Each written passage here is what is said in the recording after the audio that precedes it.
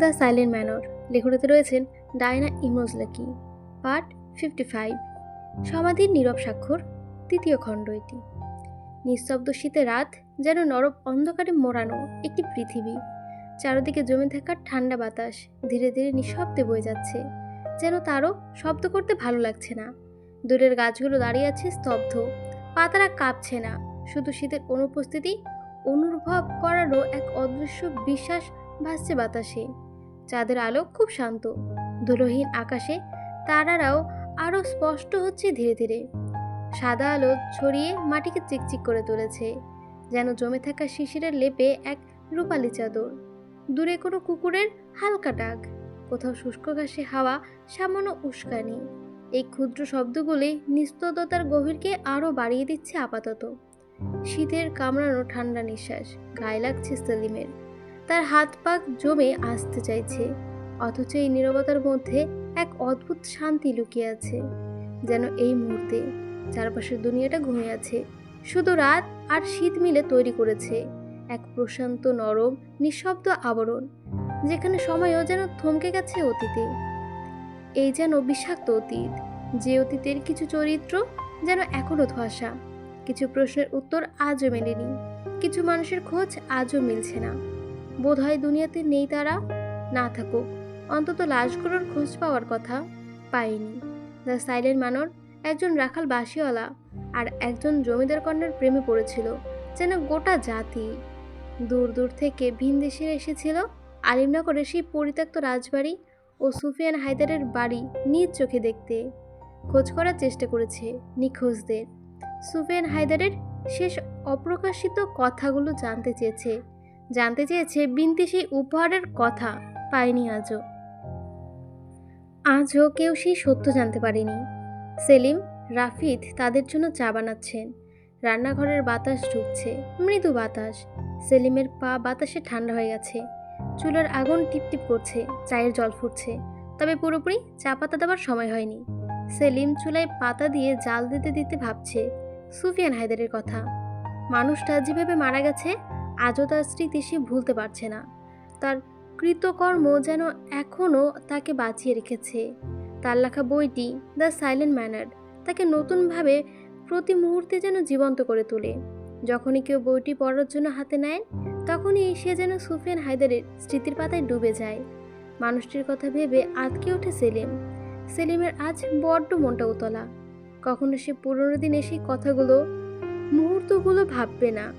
আজ আহির তারা যেন বাধ্য করেছে ভাবতে, তাকে মনে করাতে। তারাও তখন কেঁদেছিল, খুব করে কেঁদেছিল। কে না কাঁদে? যার কখনো চোখে জল জমে না, সেও কাঁদে। যখনই জানতে পারে সুফিয়ান হায়দার কিভাবে মারা গিয়েছিল, তার জীবনের শেষ মুহূর্তগুলো কিভাবে কেটেছে, তাকে কিভাবে বাধ্য করে একটি গ্রামকে মানুষ শূন্য করালো।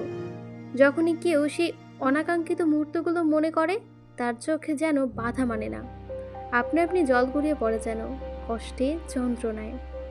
চা তৈরি করা শেষ। আহির তারা ঘরের সামনে বারান্দায় বসে আছে। সেলিম সেখানে গিয়ে তাদের চা দিল। তারা তখন সেলিমকে চা করতে বাধ্য করেছিল, কিন্তু সে শোনেনি। রাত 12টা নাগাদ সকালে বসে আছে বারান্দায়। সেলিম একটি পিঁড়ির ওপরে বসা।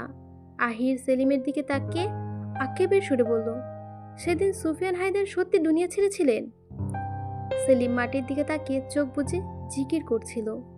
আহিরের প্রশ্ন শুনে প্রথম জবাবে দীর্ঘশ্বাস ফেলল, এরপর বলল, হ্যাঁ, চলে যান সেদিন।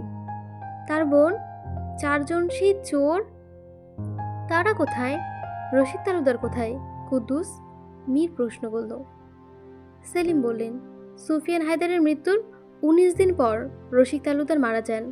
সন্তান হারানোর শোক, নিজের হাতে বন্ধুর সন্তানকে খুন, অপরাধের অনুশোচনায় ধীরে ধীরে শেষ হয়ে গিয়েছিলেন। তার মৃত্যু দিনটিতে ছিল কুদ্দুস এর সবচেয়ে কষ্টদায়ক। দুজনে কত হাসি খুশি ছিলেন, আনন্দ করতেন। সারাদিন কুদ্দুস রশিদ তালুকদারের সাথেই থাকতেন। যেদিন রশিদ তালুকদার মারা যান, সেদিন কুদ্দুস রশিদ তালুকদারের পা টিপতে টিপতে সেখানে ঘুমিয়ে যায়। রোজ সকালে রশিদের আগে আগে উঠতেন, কিন্তু সেদিন আর উঠলেন না। কুদ্দুস ডেকে তোলার সময় রশিদের সারা শব্দ পেল না। কুদ্দুস ছুটে যায় জল আনতে, জল ছিটিয়ে চোখে মুখে দিল, কিন্তু বৃথা চেষ্টা। আর উঠল না রসিক তালুকদার। চলে গেলেন সেও চিরতরে। এরপর দীর্ঘ একটা সময়ের পর চলে যায় কুদ্দুসও। সেলিম কিছুক্ষণ চুপচাপ থাকলো। মীর, আহির, রাফিদ একবার নিজেদের সাথে চাওয়াছুই করলো। সেলিম আবার বলতে শুরু করলো, বিনতি সুফিয়ানের বোন। সুফিয়ানের লেখা দ্য সাইলেন্ট ম্যানের বইটি একটি প্রকাশনী থেকে প্রকাশিত করে। বিনতিকে প্রকাশক লেখক সম্পর্কে জিজ্ঞাসা করলে তার ভাইয়ের কথা এড়িয়ে যায়, শুধু লেখক নামটি উল্লেখ করে। বিনতি চেয়েছিল তার ভাইয়ের অসম্পূর্ণ ভালোবাসার কথা গোটা দুনিয়ার বুকে সবাই জানুক, কিন্তু তার ভাইয়ের পরিচয় কেউ না জানুক। বিনতি আর কখনো নিজের স্বামী বাড়ি যায়নি, থেকে গিয়েছিল নিজ বাড়িতেই। মা, বাবা, বোন, ভাই সবাইকে একসাথে হারিয়ে বিনতি পাগলপ্রায় হয়ে গিয়েছিল। কবরস্থান ছিল যেন তার স্থান। জাভেদ কোনোভাবে বিনতিকে সামলানোর চেষ্টা করে, পেরে উঠছিল না। এরকম কিছুদিন কেটে যায়। বিনতি এক পর্যায়ে অসুস্থ হয়ে পড়ে। জাভেদ হাকিমকে খবর দিলে জানতে পারে বিনতি অন্তঃসত্ত্বা। জাভেদ সেদিন খুশি হয় অনেক, কিন্তু তাদের খুশি যেন বেশিক্ষণ স্থায়ী হলো না। হাকিম এর সাথে থাকা একজন পণ্ডিত ঋষি শঙ্কর বলে, চৌধুরী বংশের একজন সন্তানকে সম্রাট নিষাদ খুন করতে চায় বিষ খাইয়ে। জাভেদের কারণ জানতে চাইলে পণ্ডিত বলে, সম্রাট নিষাদ এমন একজন ব্যক্তি যার লক্ষ্য হচ্ছে অমর হয়ে বেঁচে থাকা, আর এর জন্যই তাকে চৌধুরী বংশের কাউকে না কাউকে খুন করতে হবে, এবং সব মিলিয়ে 100টা খুন করতে হবে, তবে ওনার উদ্দেশ্য হাসিল হবে। সেলিম থেমে পুনরায় ক্লান্ত গলায় বলল, সেই সময় কুসংস্কারের ভরা ছিল প্রতিটি মানুষের অন্তর।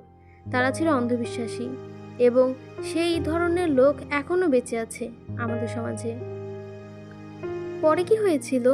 আর সেই 100টা খুনের সাথে জাবেদের সন্তানের সম্পর্ক ছিল? মীর যেন বেগুল হয়ে প্রশ্নটা করল। সেলিম জবাবে বলল, কারণ সেই পণ্ডিতের মতে পরবর্তী চৌধুরী বংশের কাউকে খুন করতে হবে, আর পরবর্তী সন্তান জাবেদের থেকেই শুরু হয়েছিল। পণ্ডিত রবিশঙ্কর অনেক ভালো লোক ছিলেন। উনি সেদিন বুদ্ধি করে জাভেদ এবং বিনতিকে দূরে যেতে বলেন। বিনতি সেদিন চেয়েছিল না তার প্রাণপ্রিয় পরিবারকে ছেড়ে যেতে, কিন্তু এরপর নিজের সন্তানের জন্য যেতেই হলো। সম্রাট নিষাদ কি এখনো বেঁচে আছেন? আহির জিজ্ঞাসা করল। উনি বেঁচে না থাকলেও ওনার বংশের কেউ না কেউ হয়তো নিশ্চয়ই আছেন। শুনেছি ওনার ছেলে এখনও বেঁচে আছেন, আর তার লক্ষ্য ঠিক তার বাবার মতোই, 101টা খুন করা। আর সেই জাভেদ চৌধুরীর বংশের কেউ কেউ বেঁচে আছেন, বলল রফিদ। সেলিম এবার একটু নড়ে চড়ে সাবধান হয়ে বসলেন। সেকেন্ড কয়েক চুপ থাকলেন। তিনি আবিষ্কার করলেন তাদের আশেপাশে কেউ আছে, লুকিয়ে বোধহয় তাদের কথা শুনছে। সে সতর্কতার সাথে চারপাশে তাকালো তীক্ষ্ণ দৃষ্টিতে। হঠাৎ কেমন যেন বাড়িটা থমকে গেল মনে হচ্ছে। তবু তার ভাবনা আহিরদের যেন দের দিল না, বলল না। নিজের ভাবনাকে নিজের মধ্যে দাফন করলো। আর তার নীরবতা দেখে মীর তার দিকে ঝুঁকে বলল, চুপ করে আছেন যে? সেলিম বললেন, জাভেদ চৌধুরীর পরবর্তী অর্ধনস্থ প্রজন্মর মধ্যে আমজাদ চৌধুরী বেঁচে আছেন। বাক্যটি রাফিদ, মীর ও আহিরের চারপাশে প্রতিধ্বনিত হলো বারবার। রাফিদ বসা থেকে আশ্চর্যজনকভাবে উঠে দাঁড়ালো। মীর হকচকিত হয়ে বেশ খানিকটা। আহির ফিসফিসে বলল, আজমাদ চৌধুরী জাভেদ চৌধুরীর বংশধর? আশ্চর্য শব্দটি আহির নিজের মধ্যেই রাখল। মীর ভ্রু কুঁচকে বলল, তার মানে এতদিন আমরা আমাদের প্রশ্নের জবাবের সন্নিকটেই ছিলাম। কিন্তু আঙ্কেল কেন সবসময় সুফিয়ান হায়দার এবং দ্য সাইলেন্ট ম্যানের বইটির বিষয়ে এড়িয়ে যেতেন? ওনার তো সবকিছু জানা কথা, আমাদেরকে বলতেন সব কাল্পনিক। রাফিদ নীরবে নিভৃতে শুধু মীর ও আহিরের দিকে তাকাচ্ছে। মীর রাফিদের দিকে তাকিয়ে বলল, তোরা সেই জাভেদ চৌধুরীর বংশধর? রাফিদ প্রথম উত্তরে শুধু ঢোকিল, এরপর জবাবে বলল, আমি তো শুনি অবাক। যদি তাই হবে তবে বাবা কেন সবসময় দ্য সাইলেন্ট ম্যানের বইটি সম্পর্কে এড়িয়ে যেতেন? হয়তো সম্রাট নিষাদের বংশধরের জন্য। উনি হয়তো চান না তার সঠিক পরিচয় কেউ জানুক। জানলে হয়তো তার সন্তান অর্থাৎ তোর ওপর আক্রমণ আসতে পারে। কথাগুলো বলল আহির। মীর তার কথা সূত্র ধরে বলল, সেটাই হবে। মীর থেমে ঠোঁটে ফিক হাসি দিয়ে আবার বলল, ভাবতেই অবাক হচ্ছি, সেই সুফিয়ান হায়দার এর নিকটতমীয় আত্মীয় হচ্ছে আমরা। যে রহস্যর জাল আমরা খুঁজেছি সেই জালে আমরা আগে থেকেই জড়িত। আহির বলল, তোরা সব কিছুতেই আনন্দ পাস। আনন্দ না করে এখন কি করে কাঁদবো? মীর বলে হাতে সিগারেট তুলে নিল। আহির নির্বাক কণ্ঠে বলল, আমার তো ভেবে কষ্ট হচ্ছে। এই ভেবে কত কষ্টে সুফিয়ান হায়দার জীবন ত্যাগ করলো। ফারদিনা নিরাপরাধ হওয়া সত্ত্বেও ভালোবাসার জন্য জীবন উৎসর্গ করলো। সুফিয়ান শত শত গ্রামবাসীদের বাঁচাতে নিজের ভালোবাসাকে কোরবানি করলো। কষ্ট হচ্ছে ভেবে। আহির স্তব্ধ হয়ে গেল, বারান্দা পাশে বসলো। রাতের গভীরতা বাড়ার সাথে সাথে যেন তার যন্ত্রণার পরিমাণও বেড়ে যাচ্ছে। রাফিদ এসে তার পাশে বসে। অসুখী ভাব নিয়ে রাফিদ বলল, আমি সিন্ধুতলি গ্রামে যেতে চাই। সুফিয়ানের হায়দারের বাড়িটি একবার দর্শন করতে চাই। আমিও ভাবছি যাব, এবং আমাদের সেই অর্শধারীকে সুফিয়ান হায়দারের খোঁজ দিতে হবে। হয়তো সিন্ধুতলি গ্রামেই তাদের কবর আছে। আহির বাক্যটুকু বলে আন্তপাশ থেকে রাফিদকে দেখল। বীর এসে তাদের সাথে সহমত পোষণ করে বলল, হ্যাঁ, আমরা সবাই যাব সিন্ধুতলি গ্রামে। সেলিম এসে দাঁড়ালেন তাদের পেছনে। মীরকে কঠিন চোখে পর্যবেক্ষণ করে বলল, যাও, দেখে এসো সেই কবর, দেখে এসো সিন্ধুতলি। তার কণ্ঠে ক্লেশ। মীর তৎক্ষণাৎ কিছু ভেবে সেলিমকে বলল, আচ্ছা, ব্রিটিশ দল যেদিন আলিমনগর দখল করে থাকে, তবে আজকের আলিমনগর কিভাবে দাঁড়িয়ে আছে? সেলিম হতাশ হলেন। এরপর মুহূর্তে স্তব্ধ হয়ে বললেন, ব্রিটিশরা শেষ অবধি আর গ্রাম দখল করতে পারেনি। রশিদ তালুকদার সুফিয়ান হায়দারের মৃত্যুর পর হঠাৎ যেন গ্রামবাসীরা উত্তপ্ত হয়ে গিয়েছিল। সবাই একত্রিত হয়ে গ্রামকে ব্রিটিশ মুক্ত করতে সক্ষম হয়। অবশ্যই এতে করে অনেক গ্রামবাসী প্রাণ হারিয়েছিল। বিনিময়ে সফল হয় তারা। এরপর পুরোপুরি ভারতবর্ষ স্বাধীন করে মহাত্মা গান্ধী। ব্রিটিশরা হারিয়ে যায় চিরতরে। পরিবেশ শান্ত। সেলিম বারান্দা থেকে নেমে গরুর ঘরটির দিকে দেখলেন। চাঁদনির আলো ধরে চারপাশে তাকালেন। কিছুক্ষণ আগের অজানা কারো উপস্থিতি তাকে নতুনভাবে ভাবনায় আগ্রাসন নিয়ে যাচ্ছে যেন। তার ধারণা কখনো ভুল না, আজ হয়নি। নিশ্চিত কেউ ছিল, কিন্তু কে? কেন তাদের কথা আড়াল থেকে শুনছিল? প্রশ্নের উত্তর মিলেছে না। তাদের চাহনি দেখে মীর তার দিকে এগিয়ে গেল। জিজ্ঞাসা করল, কি দেখছেন? কিছু হয়েছে? না, তোমাদের অর্শগুলো দেখছিলাম। তোমরা কখন যাবে সিন্ধুতলি? মীরের প্রশ্ন এড়িয়ে গেল সেলিম। আমরা আগামীকাল যাব, খুব সকালে বের হতে হবে। তাই করো। এখন চলো ঘরে, বাইরে থেকো না। সেলিমের কণ্ঠে রহস্যময় শীতলতা। থেমে আবার বললেন, কখনো তোমরা পশ্চিম পাড়ার শেষ সীমান্তে গিয়েছিলে? মীর কপাল ভাঁজ করল। রাফিদ বারান্দা থেকে জবাব দিল, ভুলে গেছিস? তুই আর আমি গিয়েছিলাম তো, মনে নেই? আমি সেতু থেকে পড়ে গিয়েছিলাম। রাফিদের দ্বিজক কণ্ঠে মীর মনে পড়ল পশ্চিম পাড়ার কথা। সেখানে হর্ষের ওপারে দাঁড়িয়েছিল একটি পরিত্যক্ত রাজবাড়ি। সেলিম তখন বলল, সেখানে নিশ্চয়ই পরিত্যক্ত কোনো রাজবাড়ি দেখেছ? মীর সংকট নিয়ে বলল, কিন্তু এই প্রশ্ন আমাকে করছেন কেন? সেলিম স্থান ত্যাগ করলেন। ধীর পায়ে মীর অর্শ অগ্লিন এর কাছে ঘেঁষে বললেন, সেদিন সেই পরিত্যক্ত তালুকদার বাড়ি, এক সময়ের জাঁকজমকপূর্ণ বাড়িটিতে আজ শুধু শ্যাওলার জলে ঘেরা। ভাবতে অবাক লাগে, সময় যেন দ্রুত বয়ে যায়।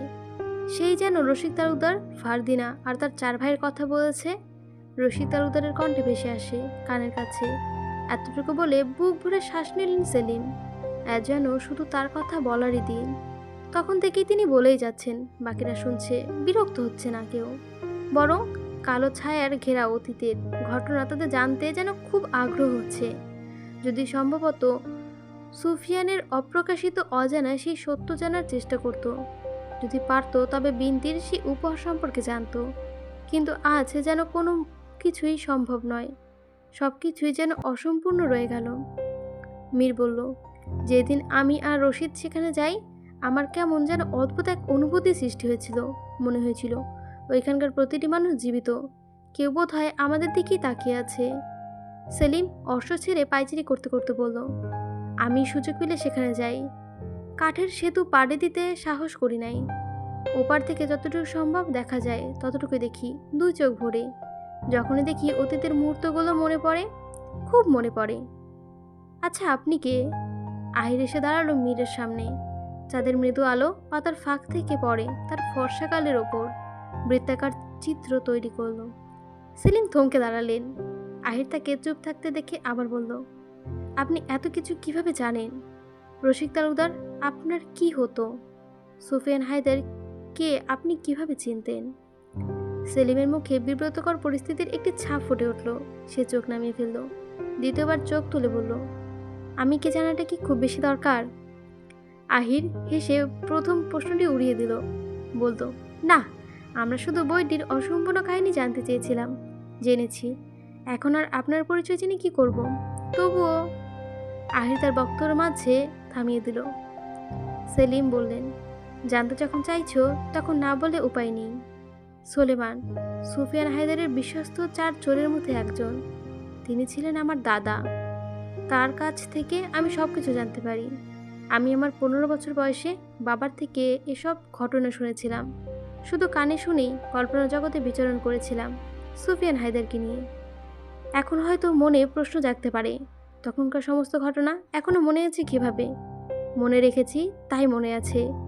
বয়স অনেক হয়েছে, হয়তো দেখে বোঝা যাচ্ছে না। এটা আল্লাহর রহমত। উনি এখনও আমাকে বাঁচিয়ে রেখেছেন। হয়তো তোমাদের দ্য সাইলেন্ট ম্যানের বইটি সম্পর্কে জানানো বাকি ছিল আমার, এই জন্যই। সেলিমের চোখে জল এসে ঠেকেছে। এক্ষুনি গাল বেয়ে টপ টপ করে পড়তে শুরু করবে। তার ব্যাকুলতায় মিশ্রিত মুখটি দেখে মীর তারা সন্নিকটে এগিয়ে গেল। রাফিদ বলল, আপনি কতটা তাদের ভালোবাসতেন তা তো বোঝাই যাচ্ছে। সুফিয়ান হায়দার ছিল একজন দরদি ব্যক্তি। যখন তিনি ছোট ছিলেন তখন তার গ্রামের গরিবদের আড়ালে আড়ালেও দান করতেন। নিচে না খেয়েও অন্যদের খাওয়াতেন। নিজের প্রাণের ঝুঁকি নিয়ে অন্যদের জীবন রক্ষার্থে ঝাঁপিয়ে পড়তেন। 4 জন চোর যাদের ভালো এবং সৎপথে আনার জন্য তার অপ্রাণ চেষ্টা ছিল। শেষমেশ সে সফল হলেও নিজেকে যেন জীবন উৎসর্গ করতে হয়েছিল। সেলিম থেমে যান। সেকেন্ড কয়েকের বিরক্তি নিয়ে আবার বললেন, আমি যখন যাই সিন্ধুতলি তার কবরটি জিয়ারত করে আসি। কখনো যেন তাকে জিজ্ঞাসা করতে ইচ্ছে করে, কেন এভাবে সেদিন হারিয়ে গিয়েছিলেন? বুক ভরা কষ্ট নিয়ে বিদায় নেওয়ার খুব বেশি দরকার ছিল কি? শীতের সকালের আকাশটা যেন একটু বেশি নিস্তব্ধ থাকে। ভোরের আলোর ঠিক মতো ফোটার আগেই হালকা কুয়াশা চারপাশে ঢেকে রাখে, যেন পৃথিবী নিজেকে উষ্ণ একটি সাদা চাদরে জড়িয়ে রেখেছে।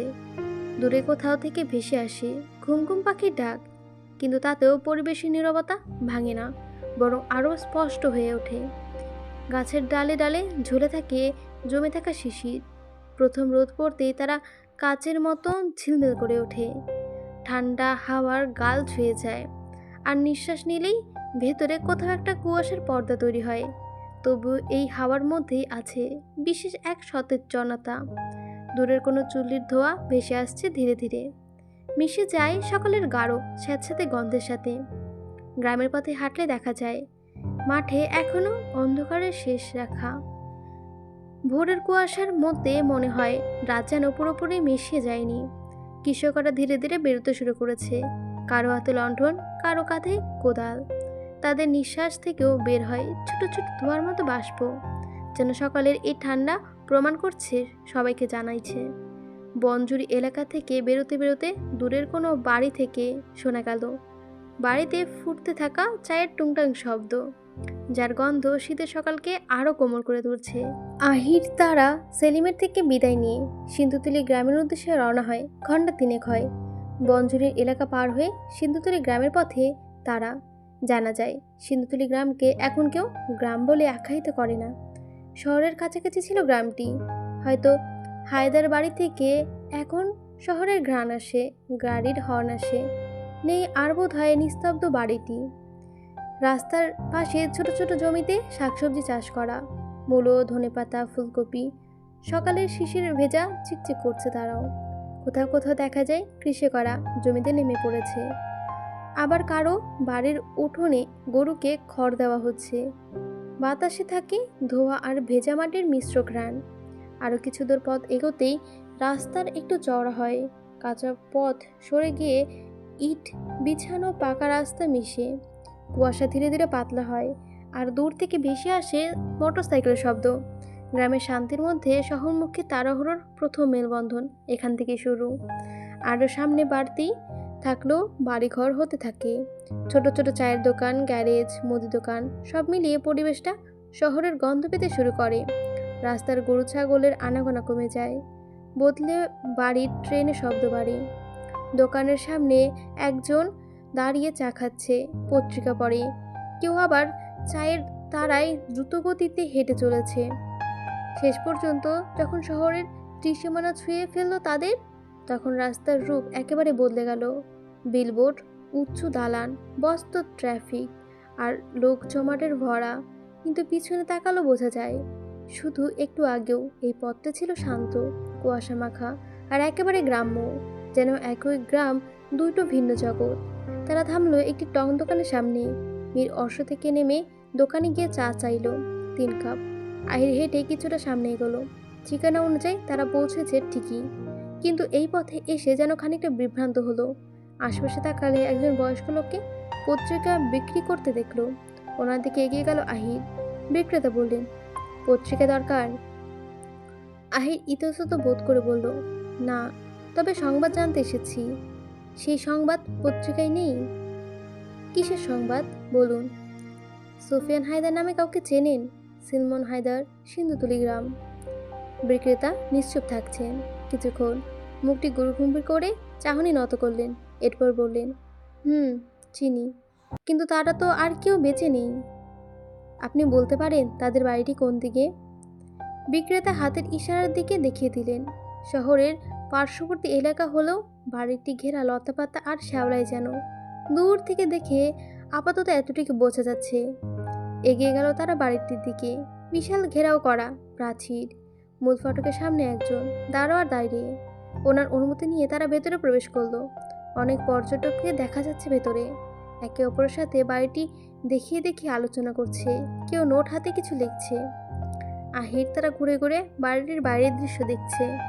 তাদের পানে চেয়ে আছে কেউ। নিঃশব্দে আড়ালে সেই পরিত্যক্ত বাড়িটি, হায়দার বাড়িটি যেন কিছু বলতে চায় তাদের। অপ্রকাশিত অনুভূতিগুলো প্রকাশ করতে চাইছে, পারছে না। কত শত জমা ব্যথা ছিল যেন পুরনো বাড়িটি জুড়ে, আজ কেবল শূন্য ইট পাথরে খোদাই করা যন্ত্রণাগুলো। আশেপাশে পর্যটকরা কথা শব্দে চারিদিক জমিয়ে রাখলেও যেন বাড়িটির নিস্তব্ধতা কাটছে না। এই নীরবতা যেন কোনোদিন কেটে যাওয়ার নয়। ঘুরে ঘুরে তারা বাড়িটির কবরস্থানের দিকে গেল। পরপর 7টি কবর। প্রথম কবরটি সমাধিফলকে খোদাই করে লেখা, বেগম তাসবেয়া, নিশ্চয়ই সুফিনের দাদি। এরপর লেখা তার দাদা, বাবা এবং মা বোনের নাম। শেষ দুটো কবরের কাছে এসে তারা থমকে দাঁড়ালো। দুটোর প্রথমটিতে ফারদিনা, দ্বিতীয় কবরটি সেই চেনাচরিত অমর ছদ্মবেশী রাখাল বাসিওয়ালার। সমাধিফলকে স্পষ্ট লেখা, মোহরম সুফিয়ান হায়দার, পিতা মৃত সিলমন হায়দার, জন্ম 14ই ফেব্রুয়ারি 1839, 1 ফাল্গুন 1245, মৃত্যু 14ই ফেব্রুয়ারি 1871, 1 ফাল্গুন 1277 বঙ্গাব্দ। লেখাটি পড়ে কয়েক মুহূর্তের জন্য থমকে গেল তারা। আহির ভাঙা কণ্ঠে বলল, ব্যর্থ প্রেমের যাত্রা শেষ হয় বিদায়ে, শেষ হয় সমাধির নীরব পাথরে, যেখানে অশ্রু শুকিয়ে যায় কিন্তু অপেক্ষা থেমে থাকে।